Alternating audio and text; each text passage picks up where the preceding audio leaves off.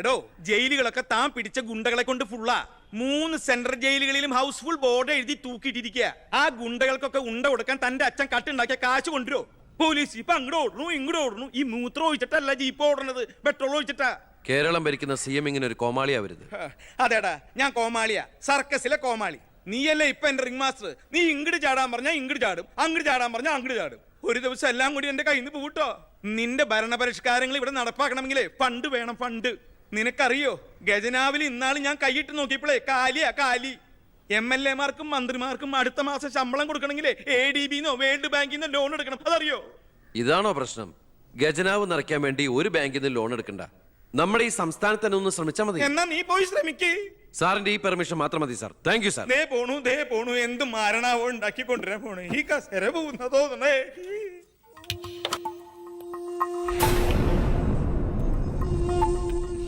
പതിനഞ്ച് വർഷങ്ങൾക്ക് മുമ്പ് ഈ മന്ത്രി ദിവാകരന് ഇലക്ഷനിൽ മത്സരിക്കാൻ കെട്ടിവെക്കാനുള്ള പണം പോലും പാർട്ടിക്ക് സംഭാവന ചെയ്യുന്നു. പക്ഷെ ഇന്ന് അയാൾക്ക് കൊട്ടാര സദൃശമായ ബംഗ്ലാവുകളും മെട്രോ നഗരങ്ങളിലെ ഷോപ്പിംഗ് കോംപ്ലക്സുകളും അടക്കം കോടികളുടെ ആസ്തിയുണ്ട്. രാജൻ ജോസഫ് എന്ന പേരുള്ള ഒരാളുടെ പഞ്ചനക്ഷത്ര ഹോട്ടലുകളാണിതെല്ലാം, 9 എണ്ണം. ഇങ്ങനെ ഒരാൾ ഈ ഭൂമി മലയാളത്തിലില്ല എന്നുള്ളതാണ് സത്യം. ബിനാമി പേരിലും മറ്റ് അഡ്രസ്സുകളിലും നമ്മുടെ എക്സ് മിനിസ്റ്ററും മുൻ പാർട്ടി പ്രസിഡന്റും ഒക്കെ ആയിരുന്ന ഗോപാലകൃഷ്ണ പിള്ളയുടെ ഹോട്ടലുകളാണിതെല്ലാം. ഏകദേശം 100 കോടിയോളം ആസ്തി വരുന്ന ഈ വസ്തുക്കൾക്ക് ആളോ അവകാശങ്ങളോ ഇല്ലാത്തതിനാൽ നമുക്കിത് ഗവൺമെന്റിലേക്ക് കണ്ടുകെട്ടാം. ഒന്ന് നിർത്തണം. ലൈറ്റ് ഓൺ ചെയ്യ്. താൻ എന്തിനുള്ള പുറപ്പാടാ? സാർ, ഇതുപോലെ 100ഓളം പേരുടെ ബിനാമി ഇടപാടുകളും വൻ അഴിമതി കേസുകളും ഇവർ കണ്ടെത്തിയിട്ടുണ്ട്. അതിൽ 25ഓളം പേർ രാഷ്ട്രീയ പ്രമുഖരാണ്. മാധവൻ നമ്പ്യാർ മുതൽ എന്റെ അച്ഛന് പങ്കാളിത്തമുള്ള ചെറാക്കുളം ഫൈനാൻസേഴ്സിന്റെ ഉടമ പവിത്രം വരെയുണ്ട് സാർ ലിസ്റ്റിൽ. ഏകദേശം 1500 കോടിയിലേറെ നമുക്ക് ഖജനാവിൽ നിറക്കാൻ കഴിയും. അത്തരം പറയലടോ ആഭ്യന്തര മന്ത്രി. ഇവരെ ഒന്നും നമുക്ക് തൊടാൻ പറ്റില്ല. മന്ത്രിസഭ നിലനിർത്താനും MLA മാരെ ചാക്കിട്ട് പിടിക്കാനും തെരഞ്ഞെടുപ്പിന് കോടികൾ വാരി വിതറാൻ കഴിവുള്ള പൊളിറ്റിക്കൽ കിങ് മേക്കേഴ്സ് ആണ് ഇവരൊക്കെ. എന്തായാലും ഇവർക്കെതിരെ ആഞ്ഞടിക്കാൻ തന്നെയാണ് എന്റെ തീരുമാനം. ആഞ്ഞടിക്കാൻ നീ ആരാ? കൊടുങ്കാറ്റോ അതോ കത്രീനയാ? സാർ, ഞാൻ പറയുന്നത് എന്താന്ന് വെച്ചാല്, നീ എന്ത് പറഞ്ഞാലും അത് നടക്കില്ല. കോടതിയും നിയമവും മന്ത്രിസഭയും ഒക്കെ വിലക്ക് വാങ്ങാൻ ആസ്തിയുള്ളവരായിട്ട് ഒരു ഏറ്റുമുട്ടൽ ഞാൻ സമ്മതിക്കില്ല. വേണ്ട. സാറിനൊരു കാര്യം അറിയോ? നമ്മുടെ കേരളം ഭരിക്കുന്ന മുഖ്യമന്ത്രിക്ക് എത്ര കോടികളുടെ ആസ്തിയുണ്ടെന്ന്? തമിഴ്നാട്ടിലും കർണാടകത്തിലൊക്കെ ആയിട്ട് എത്ര ഏക്കർ ഭൂസ്വത്തുണ്ടെന്ന്? ഒരു ദരിദ്ര കുടുംബത്തിൽ ജനിച്ച് ഇപ്പൊ കോടീശ്വരനായി ജീവിക്കുന്ന ആ മുഖ്യന്റെ കഥ ഞാനൊന്ന് വിവരിക്കാം സാർ. Lights of. എന്ത് സാറിന് കാണണ്ടേ? നിർത്തടോ. കേരളം ഭരിക്കുന്ന ആ മുഖ്യമന്ത്രി ഞാനല്ലേ. ഞാനിപ്പോ എന്താ ചെയ്യണ്ടേ? അയ്യർ സാറേ, സാർ അതുകൊണ്ട് കൊണ്ടുപോവാ. അടുത്ത മാരണം. വിദേശ നിക്ഷേപങ്ങൾ വ്യവസായവൽക്കരണത്തിന് എങ്ങനെ പ്രയോജനപ്പെടുത്താമെന്ന് എന്റെ ചർച്ചയ്ക്കായി മലയാളി സംഘടനകളുടെ പ്രത്യക്ഷണം സ്വീകരിച്ച് സാറും സാറിന്റെ PIയും അമേരിക്കയിലേക്ക് പറക്കുന്നു. നിങ്ങൾക്ക് 2 പേർക്കുള്ള വിസയും ടിക്കറ്റും.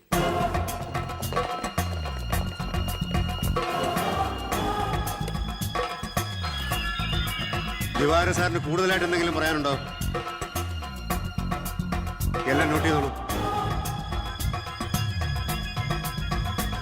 കിഴപ്പള്ളി സാർ ഒന്ന് സൈൻ ചെയ്യണം. Prathap, take it sir.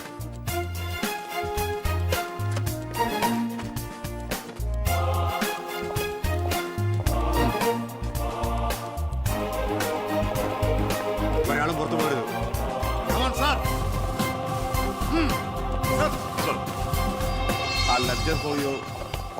Mister Pavithran, we want search your office.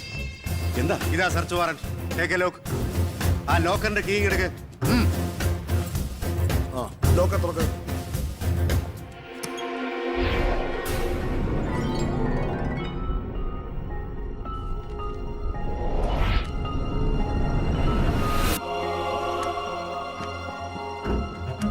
എന്തായി? അതിനകത്ത് കുറച്ചെങ്കിലും വെച്ചേക്കണേ. പാടൂ.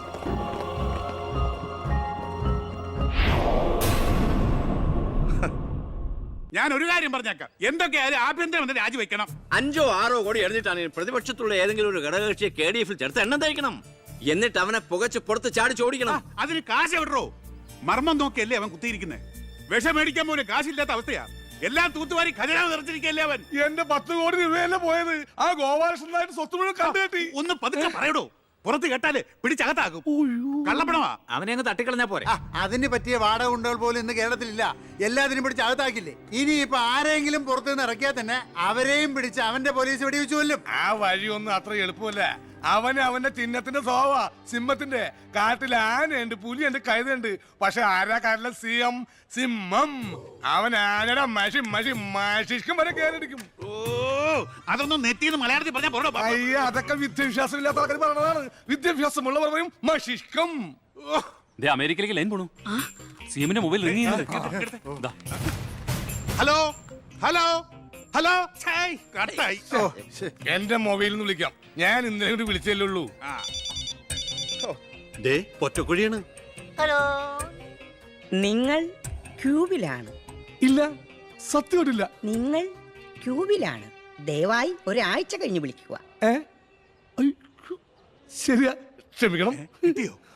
നമ്മൾ ക്യൂവിലാണ്, ഒരാഴ്ച കഴിഞ്ഞ് വിളിക്കാൻ. ചേടാ, നമ്മൾ ക്യൂവിലാണ്. അമേരിക്കയിൽ എങ്ങനെയായിരുന്നു? ഏടോ, അമേരിക്ക വളരെ വലുതായി പോയില്ലേ? അവരാ മറ്റേ സുനാപ്പി വെച്ചു നോക്കിയാണ്. അവൻ രാഷ്ട്രീയ ആചാര്യന്മാരെ പോലും കളി പഠിപ്പിക്കുകയല്ലേ. അവനെതിരായി KDF-ന്റെ എല്ലാ MLA-മാരും തിരിഞ്ഞു കഴിഞ്ഞു. ഇക്കണക്കിന് പോയാൽ ഈ മന്ത്രിസഭ താഴെ വീഴും.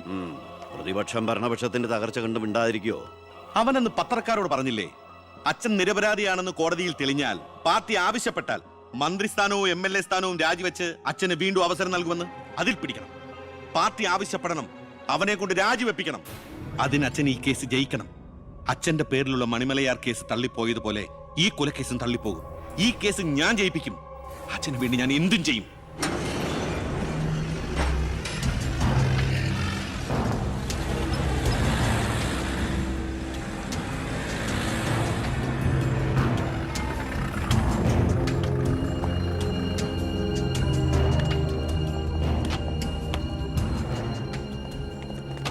സാർ, ഇന്ന് രാവിലെയാണ് സംഭവം നടന്നത്.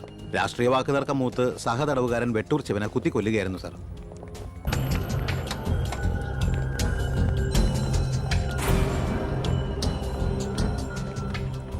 ഒന്നുകിൽ ദൈവം അച്ഛനെ കേസിൽ നിന്ന് രക്ഷിച്ചു, അല്ലെങ്കിൽ അച്ഛൻ സമർത്ഥമായി സ്വയം രക്ഷപ്പെട്ടു. പ്രസാദ് വധക്കേസിൽ ഒന്നാം പ്രതി കൊല്ലപ്പെട്ട സാഹചര്യത്തിലും രണ്ടാം പ്രതിക്ക് ഒന്നാം പ്രതിയുമായുള്ള ബന്ധം സംശയാതീതമായി കോടതിക്ക് മുമ്പാകെ തെളിയിക്കാൻ പ്രോസിക്യൂഷന് കഴിയാത്തതിനാലും രണ്ടാം പ്രതി ബാലഗംഗാധര മേനോനെ കോടതി നിരുപാധികം വിട്ടയക്കുന്നു.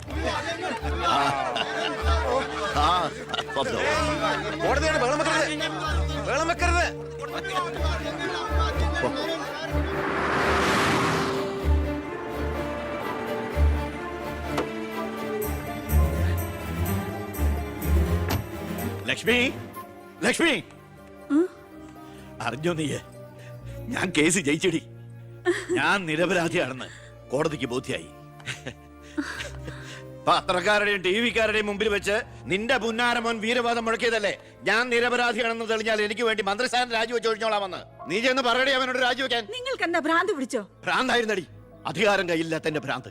എനിക്ക് അറിയാൻ പാടില്ലാണ്ട് ചോദിക്കുക. നിങ്ങൾക്ക് ഇതുവരെ മന്ത്രിയായി കൊതി തീർന്നില്ലേ? ഇല്ല, എന്റെ ഏറ്റവും വലിയ ലഹരിയ അധികാരം, മന്ത്രിസ്ഥാനം.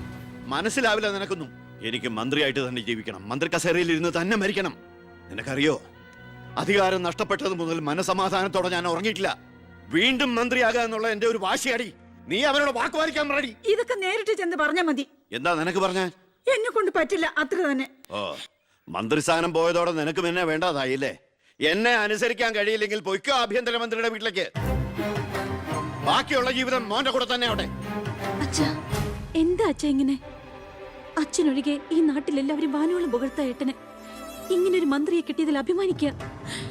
മക്കൾ തങ്ങളെക്കാൾ വലുതാവണമെന്ന് എല്ലാ അച്ഛനമ്മമാരുടെ ആഗ്രഹം. പക്ഷെ അച്ഛൻ അസൂയ. മകൻ തന്നേക്കാൾ വലുതാവുന്നുള്ള എന്റെ അസൂയ.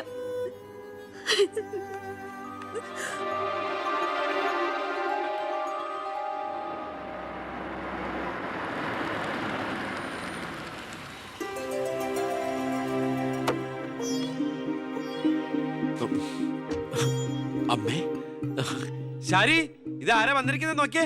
വാമേ, അമ്മേ, നീ പോയൊരു ചായ ഉണ്ടാക്കി കൊണ്ടുവാ. നിന്റെ കൈപ്പുണ്യം അമ്മയെന്ന് അറിയട്ടെ. വാമേ, അമ്മയ്ക്ക് ഇങ്ങോട്ട് വരാൻ അച്ഛൻ പെർമിഷൻ തന്ന നിലയ്ക്ക് അമ്മയുടെ ഈ വരവിന് എന്തോ ഒരു ലക്ഷ്യമുണ്ടല്ലോ. എന്താ എന്താ അമ്മയുടെ മുഖത്തിനൊരു വാട്ടം? ഇത് സന്തോഷിക്കേണ്ട സമയമല്ലേ? അച്ഛനാണെങ്കിൽ കേസെല്ലാം ജയിച്ചു, മകനാണെങ്കിൽ ഹോം മിനിസ്റ്റർ. ഞാൻ മാറി താമസിക്കുന്നു എന്നതൊഴിച്ചാൽ വേറൊരു പ്രശ്നവും ഞാൻ അമ്മയെ കാണുന്നില്ല. പറയമ്മേ, എന്താ പ്രശ്നം? എന്തിനാടാ നിനക്ക് ഈ മന്ത്രിസ്ഥാനം? നീ രാജിവെക്കണം. അപ്പോ അച്ഛൻ ഇതിനാണ് അമ്മ ഇങ്ങോട്ട് അയച്ചത്. നിന്നോട് യാചിക്കാൻ വേണ്ടിയാണ് ഞാൻ വന്നത്. അമ്മ എന്ത് പറഞ്ഞാലും ഞാൻ ഇതുവരെ അനുസരിച്ചിട്ടേ ഉള്ളൂ. പക്ഷേ ഈ കാര്യത്തിൽ അമ്മേനോട് ക്ഷമിക്കണം. ഇപ്പൊ ഞാൻ അമ്മയെ അനുസരിച്ച അത് എന്നെ ജയിപ്പിച്ചുവിട്ട ജനങ്ങളോട് ഞാൻ ചെയ്യുന്ന വഞ്ചനയായിരിക്കും. അത് തന്നെയല്ല, തുടങ്ങി വെച്ച ഒരുപാട് കാര്യങ്ങൾ എനിക്ക് പൂർത്തീകരിക്കാനുണ്ട്. അതുകൊണ്ട് തൽക്കാലം എനിക്ക് രാജിവെക്കാൻ നിർവാഹമില്ലെന്ന് അമ്മ ചെന്ന് അച്ഛനെ പറഞ്ഞ് മനസ്സിലാക്കണം. കുടുംബ ബന്ധങ്ങൾ മറന്ന് നീ മന്ത്രിയായിട്ടിരുന്ന നാട് നന്നാക്ക്. അച്ഛനും അമ്മയും നിനക്ക് വേണ്ടല്ലോ. അമ്മേ, ഞാൻ പറയുന്നത് നീ എന്നോട് മിണ്ടണ്ട.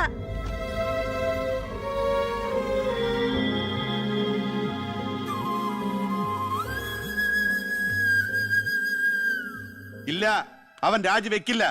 അവൻ രാജിവെക്കുമെന്ന് കരുതിയ നമ്മളാ മണ്ടന്മാർ. ചക്കരക്കുടത്തിലല്ലേ കൈയിട്ടിരിക്കുന്നത്. അധികാരത്തിന്റെ മത്ത് പിടിപ്പിക്കുന്ന സുഖം അവനും അനുഭവിച്ചു കഴിഞ്ഞു.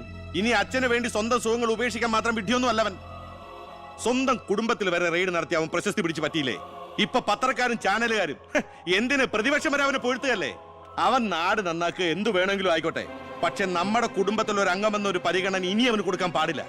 അച്ഛന്റെ മനസ്സറിയാൻ കഴിയാത്തവന് പടിക്ക് പുറത്താ സ്ഥാനം. അച്ഛൻ നോക്കിക്കോ, ഈ ചിറ്റാരിക്കര മണ്ഡലത്തിൽ വീണ്ടും ഒരു ഇലക്ഷൻ ഉണ്ടാവും അച്ഛന് മത്സരിക്കാൻ വേണ്ടി. അച്ഛൻ മുഖ്യമന്ത്രിയാകുന്നത് എനിക്ക് കാണണം. എങ്ങനെ? പുരയ്ക്കുമേതെ ചാഞ്ഞു നിൽക്കുന്നത് പൊന്നു കായ്ക്കുന്ന മരമാണെങ്കിൽ പോലും അത് വെട്ടിക്കളയണമെന്ന പ്രമാണം.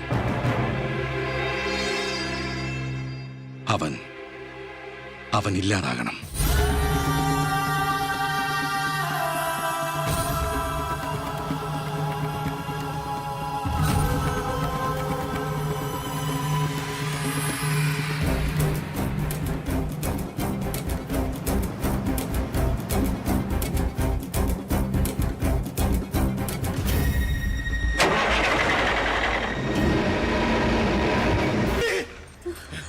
എന്താ? എന്തു പറ്റി?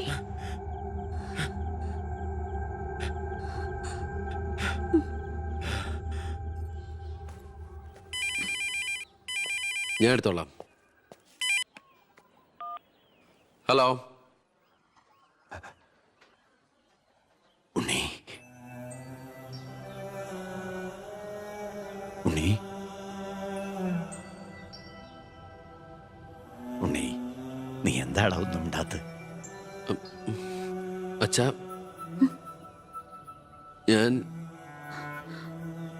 എനിക്ക് നിന്നെ ഒന്ന് കാണണം. ഞാനിപ്പോ ഡൽഹിക്ക് പോകാൻ വേണ്ടി എയർപോർട്ടിൽ പോകാൻ നിൽക്കുക. എന്തായാലും ഞാൻ അവിടെ വന്നിട്ട് നീ പോയാ മതി. ഉടനെ എത്താം. അച്ഛനാ, ആ ശബ്ദത്തില് പഴയ സ്നേഹവും വാത്സല്യവും ഒക്കെ എന്നെ ഉണ്ണീന്ന് അച്ഛൻ പണ്ടെങ്ങും വിളിച്ച് കേട്ടതാ. പിന്നെ ഇപ്പോഴാ ഇങ്ങോട്ട് വരണുണ്ടെന്ന്. ഈശ്വരാ.